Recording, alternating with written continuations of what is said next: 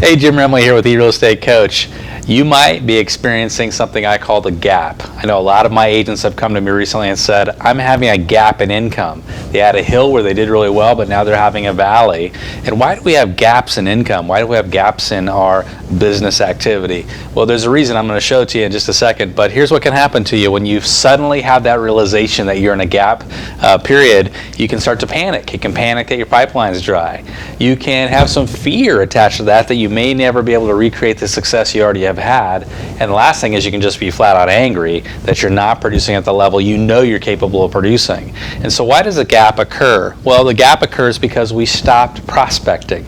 Often one of the things that happens with successful people is they hit this period of success and then they stop doing what made them successful to begin with. And you might have experienced that. We get on a glide path. So if you stopped prospecting 90 days ago, guess what? You might not be having some closings today. If you stopped talking to your sphere of influence 6 months ago, guess what? They may not be sending you referrals now. If you stopped sending thank you gifts, you stopped having networking meetings because you could think you could coast or glide, you might be experiencing the gap now. I had a trainer tell me years ago, he said, if you want to cash the check, you've got to do the work. So there's really a couple of ways that we can solve this dilemma. Two real strategies. The first one is we have to invest more time. Only 5% of all the realtors in the nation make more than $250,000 a year. Only 5%. Everybody wants to get there. Everybody wants six figures. But in order to make that happen, we have to invest the time. That means when we measure our time, we really got to ask ourselves, am I really spending 40, 50, 60 hours a week working in real estate, or am I pretending to work in real estate?